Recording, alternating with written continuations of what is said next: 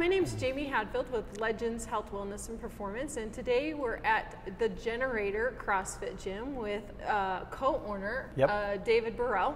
He has a Bachelor's of Science in Sport and Exercise, and he also has a variety of different certifications. So is CrossFit considered functional movement? I think it's the most functional training modality, all encompassing.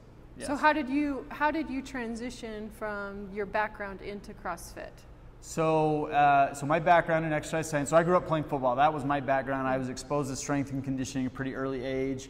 I was lucky enough to have a high school coach who was ahead of the curve as far as what we were doing to train for football. And it was always big compound joint movements, squats, deadlifts, clean and jerk, lots of speed and agility work. And I preferred that stuff to going into like the traditional gym and working on the machines and things like that. I always thought it made me a better athlete and allowed me to do things outside the gym more proficiently. So as I went to school, I had goals to be a college strength and conditioning coach. I did an internship at the University of Utah in 2003, working with football, basketball, baseball primarily. Great experience. At that point, I just wasn't in a position to work up the ladder as an intern and a graduate assistant, all those things, just because I had a family support. But I learned a ton of stuff, and that was all the same kind of things we did. And then I transitioned from there to the Orthopedic Specialty Hospital, doing a performance enhancement program, and just that's where I learned about CrossFit. Is we had a client come in whose husband was friends with Greg Glassman. He owns a gym up in Salt Lake called Jim Jones, and so she said, you ought to go check out this website. And I was intrigued by the movements and the philosophy, and I started doing it, and I've done it since. So how long did you actually go to class before you decided, I'm going to start my own gym? I knew I was going to start my own gym from the day I decided to get a degree in exercise science. I mean, that's always been kind of the long-term goal. I did take a little detour out of the industry. I went and got an MBA, worked in the supply chain logistics industry for about 5 years. And then when that kind of wrapped up, we just decided it was a time in our life where if we were ever going to do a gym, it was time to give it a shot. And that was 5 years ago, 5.5 years ago. We said, hey, we're going to do this.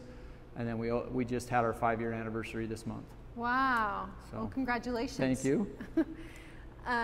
Okay, so now let's kind of get into the nitty-gritty of how people actually should exercise every day, because there is a difference between healthy exercise and performance or optimal performance. There's a fly. What is the, how do you define those for people? So there's always going to be a spectrum, right? And there's lots of things to consider when we're talking about optimal health. One of the paradigms that CrossFit uses that I really like uses the standard medical metrics that we think of. We think of blood pressure and resting heart rate and cholesterol levels. And there's a spectrum on these measurements, right? There's a spectrum where if we're in a certain range, they say we're healthy. If we're below or above those numbers, if we're out of that range, we're usually less healthy. We have a higher risk for things like heart disease and diabetes. When our BMI goes up, when our resting heart rate is elevated, things like that.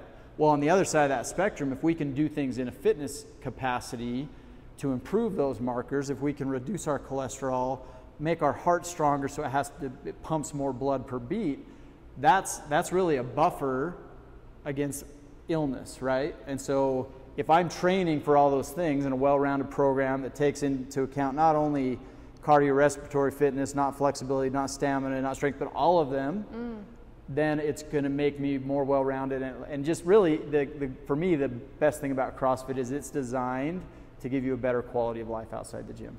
So to answer your question, you should do a lot of different things. Generally speaking, we want to keep our workouts short and intense. The duration and the intensity are going to affect which energy systems we're using. Long, slow distance.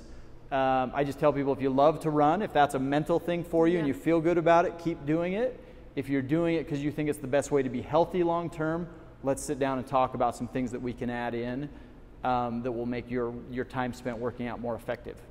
Let's specifically talk about women, because a lot of times women will just go and they'll go onto a treadmill or they'll go on to the elliptical and they'll spend 2 hours in the gym and maybe do 30 minutes of weight training, but they feel like they're going to the gym for an hour and a half, 2 hours, and then they're complaining that they're not getting the results. Why is that? There's a lot of different reasons. There's just a myriad of things that are happening there. Really what we're finding is that the nutrition and fitness guidelines that have been status quo for a really long time are not based on the best science. And we're finding that as we try new things, that we're finding that the things that we didn't think humans were capable of 10 years ago, they're now capable of.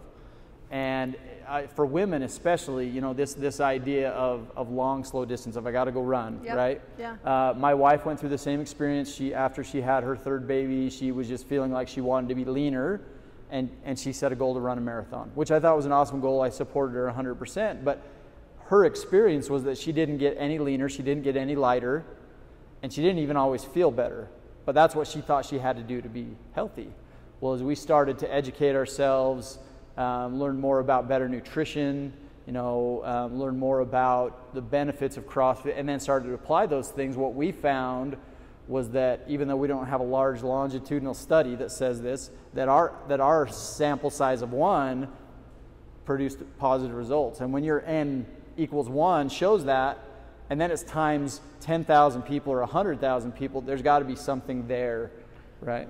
Is that considered HIIT training? Because that's high intensity interval training, yeah. So the idea with high intensity is we want to work in the first 2 energy systems more than the third energy system. So we have 3 energy systems our body runs on. The ATP system, which is short duration, high intensity, like 1 rep max lift. Your glycolytic system is going to be kind of a middle distance, like 400 to 800 meter sprint. Pretty high intensity, but it's not max effort.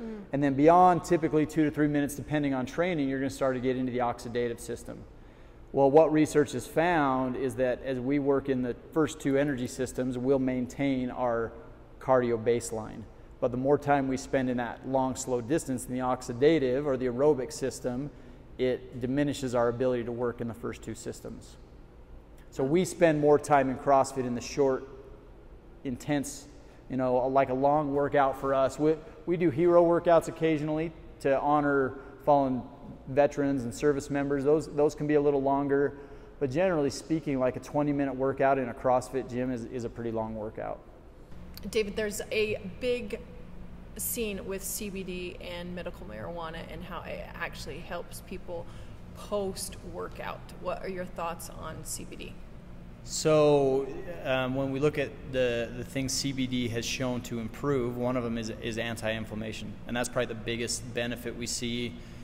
We have people that train in the gym that would rather use something natural instead of ibuprofen to deal with some of the non-steroidal anti-inflammatories that can be really hard on your liver, and some people tolerate the CBD way better, and they have really just found really good results with it, and so they've stuck with it. And again, I think it's one of those N equals 1 things, but there's so much promise for the different things that CBD can help in our bodies that I would encourage people to do as much research on it as you can, and go get some CBD. Go to your local health food store.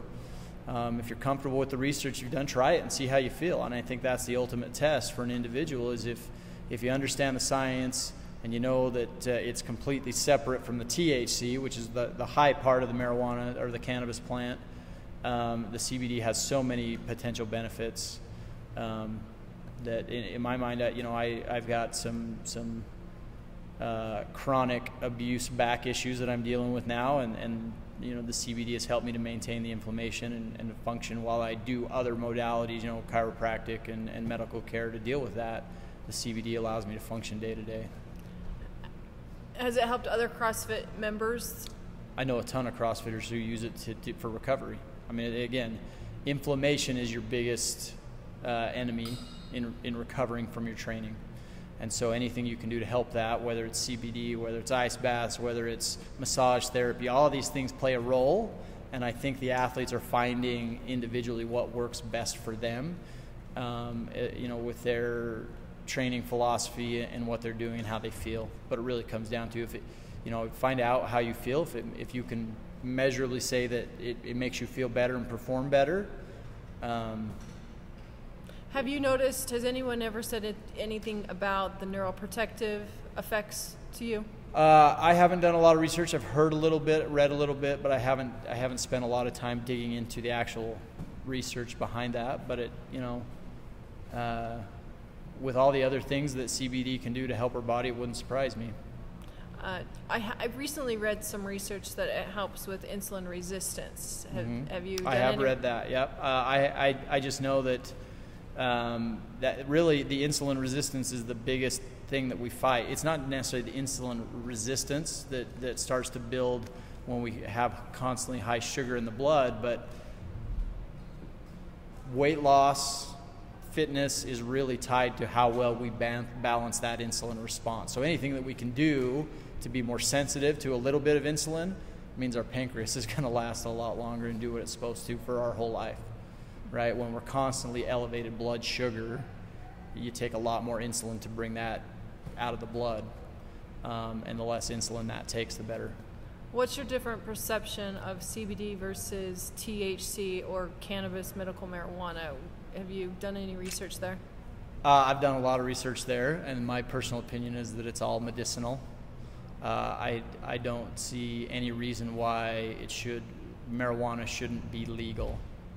I mean, we live in a society where anyone who's 21 can go buy a bottle of poison in the form of alcohol, and it causes cancer, it kills you, and we let people do that all day long. It's still illegal to drink and drive. I don't see any difference with marijuana. I think it's actually considerably safer on the individual and on society than alcohol. And so if we're going to live in a society where we tolerate alcohol because of the money it generates, you can't tell me that marijuana is worse for people and that it shouldn't be treated the same way.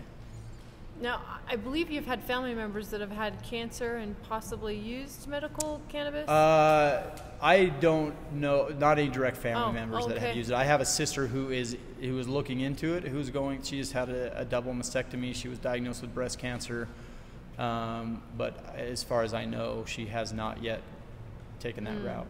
So I gave her a bunch of information, said do some research and see what you think. Oh, okay. Well, thanks for sharing. Thanks. Yeah, absolutely. How is CrossFit set up? So generally they're 1 hour group fitness classes, and in that 1 hour we'll program our workouts in cycles of a week, a month, and 3 months. So we're looking at specific energy systems, movements. When we talk about movements and we talked about functional movement, there's really 3 categories of movements that we use. Weightlifting, or Olympic weightlifting, is really what we refer to, and all the derivatives. So that includes powerlifting and bodybuilding stuff. We do a lot of different stuff to build strength. Gymnastics, which is generally bodyweight pull-ups, push-ups, sit-ups, muscle-ups, things like that. And then really what we call monostructural, which is kind of like you're running, you're rowing, you're biking, you're swimming, more along the lines of traditional cardio. But we mix those with variety. They're not random. We follow a template, so we're trying to be balanced, but we try to constantly give a different stimulus. And then every once in a while we have either benchmark workouts or favorites of the gym that we'll repeat, and everything we do is going to be measurable and repeatable so we can measure progress. And it really just comes down to the power formula. Like if I'm measuring power equals force times distance over time, and now we can put a number to how much work was done. And either we're going to increase total power output or to decrease the amount of work we did in a certain amount of time, and we can measure improvement. Now, what's the difference? Because I know Orange Theory there's a rise with Orange Theory. So what's the difference between CrossFit and Orange Theory? So I have not been in an Orange Theory gym, but I do have friends, and we have members of our gym that go to both. Yeah. If I understand the Orange Theory model, it's based on a heart rate reserve model where you measure your heart rate during certain exercises and you want to keep it in a certain range that it's ideal for fat loss and cardio, building that cardiorespiratory endurance. So generally they'll do some, probably a little heavier on the monostructural side than we do. They do a little bit of weight stuff, but I don't think they have barbells. I don't think they teach the mechanics of the Olympic lifts or the powerlifting from anybody I've talked to. So, does it matter the time of day that you exercise? Because there's a lot of talk about morning versus afternoon versus evening. What's the best time to exercise, or is there one? The best time to exercise for most people is the time you fit it into your schedule. Okay. So if we're saying that the best time to exercise for me is in the morning and I can't make it in the morning so I don't exercise, that's where I run into a problem like that. I don't think there's really a best time, because in life outside the gym, for most of us, most of us are not professional athletes or even playing competitive sports anymore. Most of us are looking for quality of life. Where, like, if I know, for example, if I'm a football player in high school, I know I play on Friday nights. I better have my body ready to perform on Friday nights. But in real life, you never know when you're going to be called on to do something physical. I mean, a couple weeks ago, it was 5 in the afternoon. I was driving home to have dinner. There was a car stalled in the intersection. I was cold. I pulled over, I got out, and we sprinted about a quarter block, pushing this car up a hill to get it out of traffic. I wasn't ready for that, but so I couldn't plan for it. But doing the things that we do here made me as ready as I was going to be. And so you just have to, you train when you can. It's never going to be ideal, and as soon as you think it has to be perfect, people tend to find excuses not to work out. There's also this thought about total movement throughout the day, because we live such sedentary lifestyles. We're at the computers, we're at a desk, and we're just not moving. Yeah. So what's your suggestion with movement throughout the day?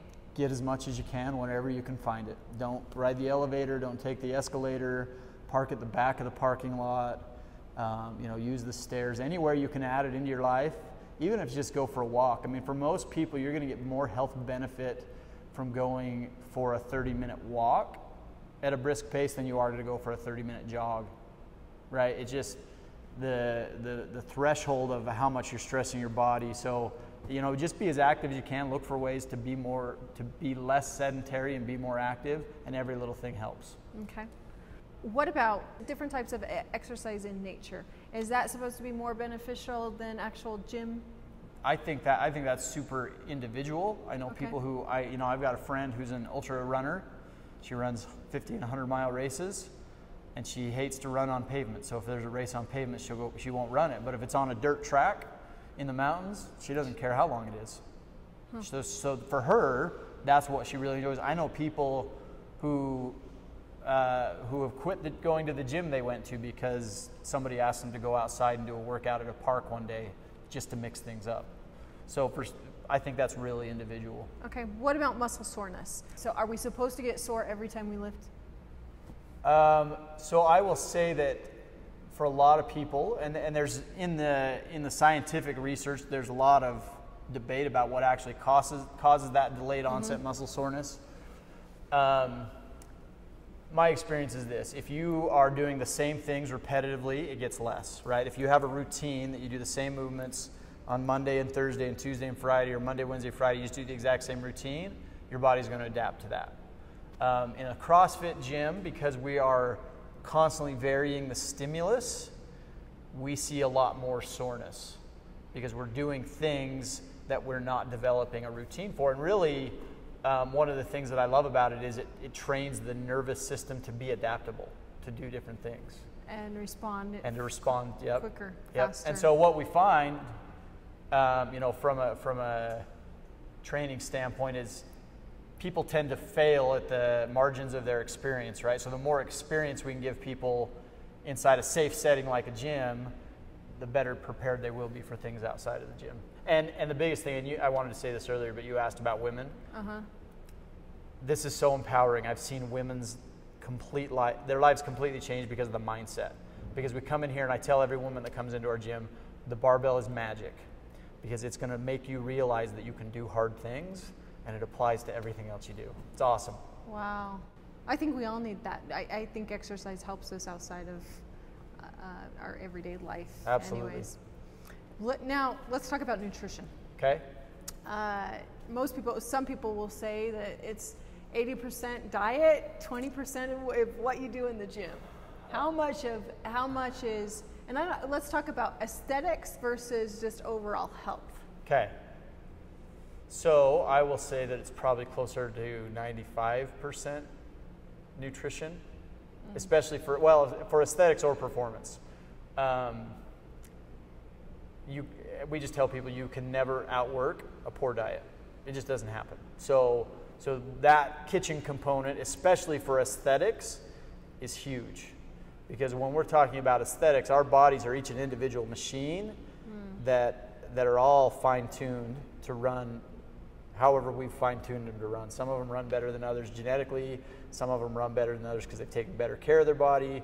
But at the end of the day, we have to figure out individually what our body needs to maintain the lifestyle we want to live. Whether I want to be a competitive athlete and play traditional sports, if I want to be a competitive CrossFit athlete, that's a different type of thing. If I just want to look good with my shirt off, that's okay too. Mm-hmm. That stuff is primarily going to happen in how we fuel our bodies.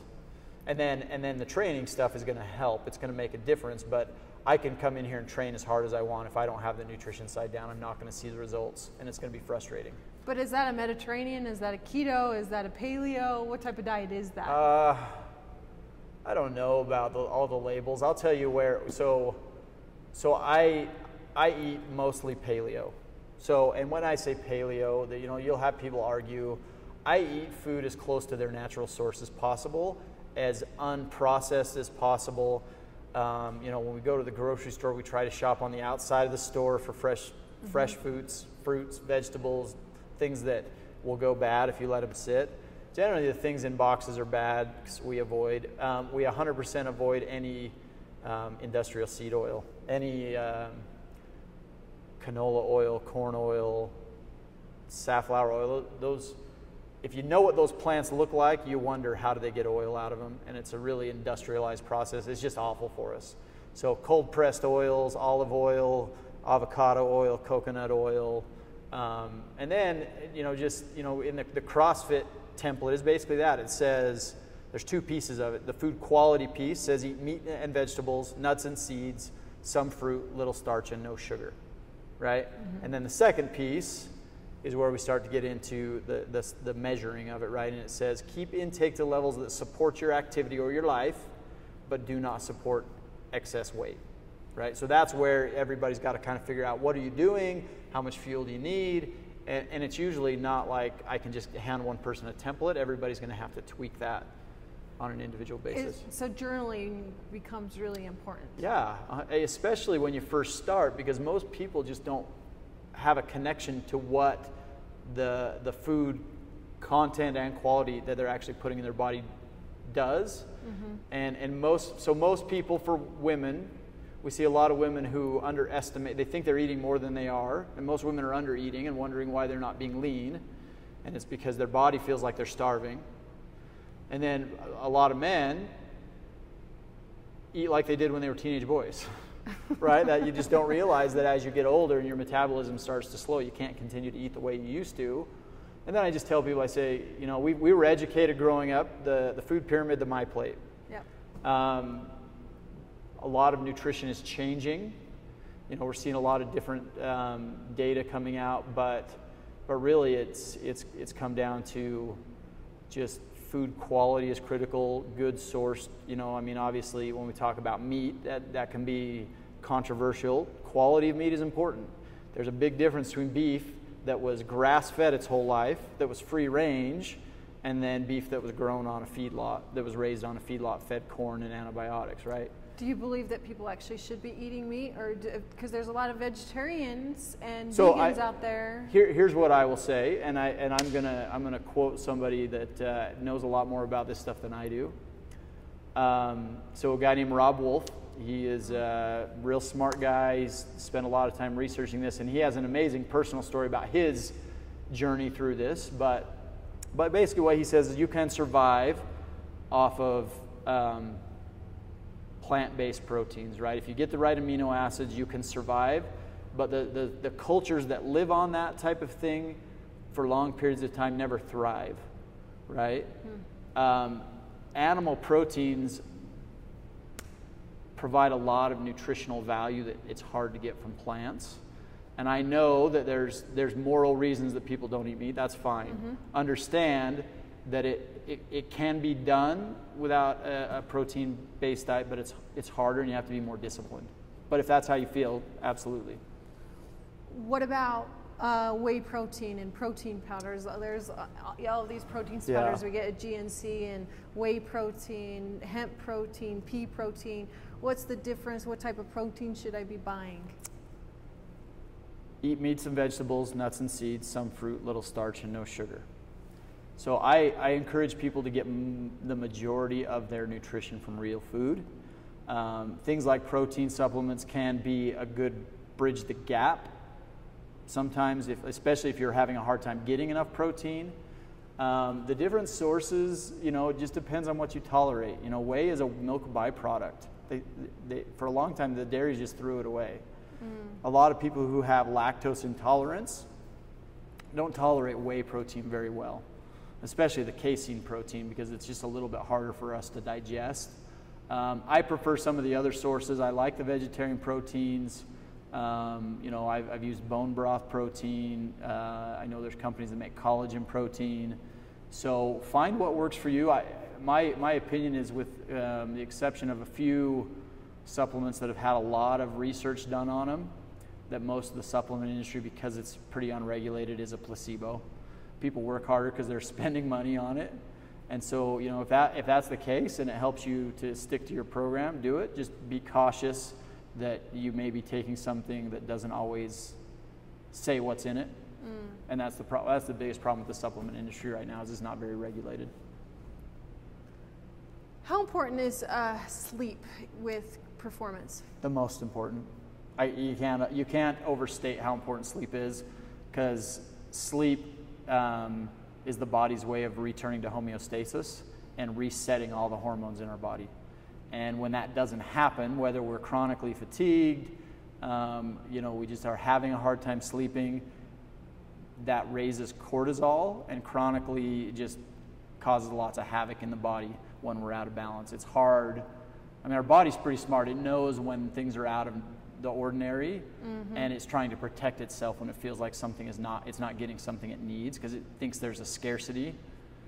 So is that what's happening when people have chronic fatigue and they're sleeping 12 hours or 18 hours a day? I don't know about the chronic fatigue, because sometimes they may just not be getting good quality sleep. There may be some other issues there. I just know that when we don't sleep adequately to recover from the training we do, it's a recipe for overtraining, which can lead to things like adrenal fatigue, which can be a year-long recovery, right? So we try to be very careful with that. We educate the members of the gym about, hey, these are some of the things you should look for, but we always start everything. We talked about the health pyramid. The foundation of the health pyramid is what I call lifestyle. It's sleep and stress management, because we have to be able to deal with those things to get the benefits from the training and everything else that we want to do. What's the best way for stress management, in your opinion? Whatever makes you happy. I play guitar, I snowboard, I listen to music, I like to be outside. Some people, they deal with their stress, they go for a run. Some people read a book.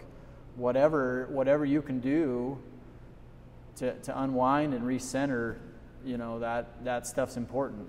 Does relationships come into play? Because a lot of people have relationship type stress, and I'm assuming that comes into your CrossFit gym. Yep. It has. We have a really good community. We haven't dealt with it a lot, but stress is stress, right? It doesn't matter if it's the stress from my job or my relationship, or the stress from me working out at the gym twice a day for 6 days a week. Those things are all stressors, and our body doesn't distinguish between good stress and bad stress. It just feels stress most of the time. So we have to kind of channel that stress and deal with it appropriately. And sometimes that stress can cause us to perform better, but in a long term, if we're not de-stressing, we're going to have some long-term health issues that come from that. Any other insights you have with overall exercise that you would tell people? Be as active as you can. Start where you're at. One of the common misconceptions that we hear from a lot of people is, I'm not in good enough shape to start CrossFit. Let me get in shape first.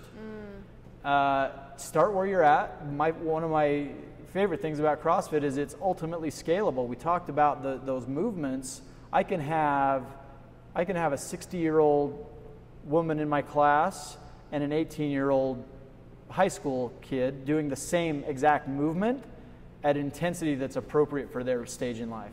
and they're doing the same movements, right?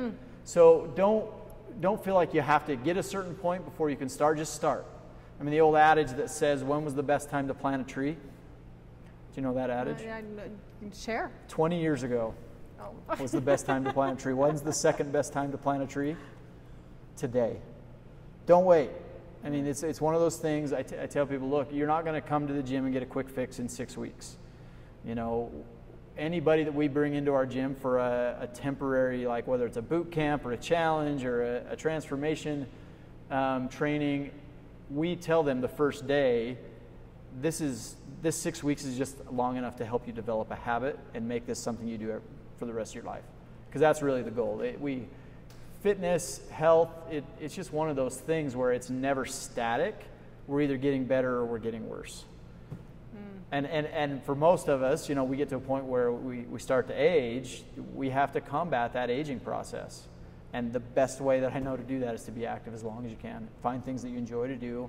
If you don't enjoy CrossFit, don't do CrossFit, you know. But don't not do CrossFit because it's scary or intimidating. Yeah. Like, come find a good coach, talk to people. And most gyms are going to let you come in and give it a shot and see what you think. And I have seen it transform lives. It's awesome. How long does it actually take to transform a body? You hear 90 days, 30 days. See, that's what's advertised. Yeah. So here's what I tell people generally. Like, healthy weight loss for sustainable weight loss is about 1 to 2 pounds a week. Can that be done quicker? Yes, absolutely. I've seen people who, you know, generally we see that rapid weight loss in people who are really, really overweight, right? But isn't that, I mean, we have the television shows, the fat loss television shows that was available, and they're losing 15 pounds in a week. And that happens at first. It slows down, and it's just the body's way of saying, hey, I know I've got way more excess, and all of a sudden I'm getting good nutrition, I'm eating the right amount of foods, and I'm doing this activity. I'm doing more activity than I can sustain with what's being brought in. And so your body starts to use some of that stored energy in the form of fat. And it usually happens pretty quick right away because, again, your body wants to get to homeostasis. Okay. We're not designed to walk around with 150 or 100 or 50 extra pounds of weight. It's just hard on our system. A lot of people I've talked to that have done CrossFit, they come back and they say their pee, their poo, and their sweat has changed. Now, how does that come into play? I would say that if they've really bought into the community and the training method, that has more to do with how they're eating instead of how they're training for most of them. They've just changed the way they eat. They've eliminated sugar. They've eliminated processed foods, hopefully. I think that's the biggest change. Okay. All right. Well, thank you for your time. And how do people, where are you located? So I just said Generator CrossFit. Where are you located? So we are Generator CrossFit and Anvil Athletic Performance Training. We're in South Provo. We're 55 East, 600 South. Our website is generatorcrossfit.com. And you can, if you guys have questions, anybody wants to come check out the gym, you can call me. The gym number is 801-718-7011.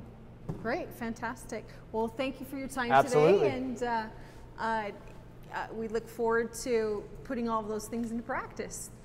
If you want to watch other Legends Health, Wellness, and Performance podcasts, you can view our station, or you can go to our Instagram feed, legends_health.net. Thanks, David Burrell, for sharing your knowledge and exposing people to Generator CrossFit. And thanks for watching the podcast with Legends Health, Wellness, and Performance.